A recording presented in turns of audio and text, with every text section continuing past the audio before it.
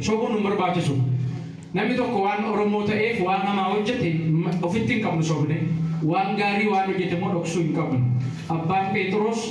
Oromoo ta'uun isaa beekamaan garuu abbaa amantii isa dhugaa har'as biyya kan ceesisu dhugaa kan lallabu eenyu akka ta'e beekamaadha waaqayyoon galateeffadha asirratti galateeffadha egaa nama jibbuu miti nuni soba jibbina malee bara gooftaa sirna nutti miira barsiisaan keenya bara Kiristoosis fariisonni seera beekna keessa jirra jedhan waa himaa kan hojjetan gooftaa akka itti murteeffamu kan taasisan jara malee nuyi miti dhugaa yoo beekne amma nuni Yesuus gooftaa ta'uusaa ormarraa hin baranne bataskaana keenya nu barsiise galanni ulfinni waaqayyoof haa ta'u horaa bulaa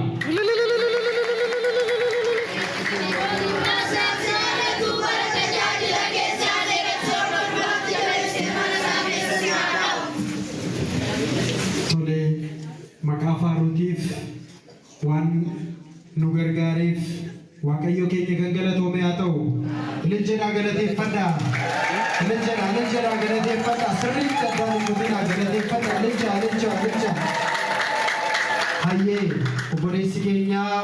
faarfataa hangafa faarfattootaa walda sanbat baqqalaan faaruu nu dhageessisee waaqayyo sagalee jireenyaa isaanii dhageessisu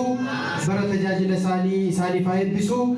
ijoollee isaanii waaqayyo isaaniif haa guddisu nus kan nageenya waaqayyo laphee keenyatti akka nuuf maxxanu fedhaa fayyama isaa nuuf haa ta'u kallattiidhaan ammas kan deemnu sagantaa keenyaa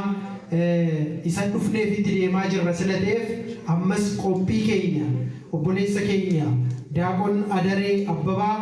eebba kitaaba isaa of ilaallee kiristiyaanummaa jedhu eebbisiisuudhaaf kan asitti walitti qabamne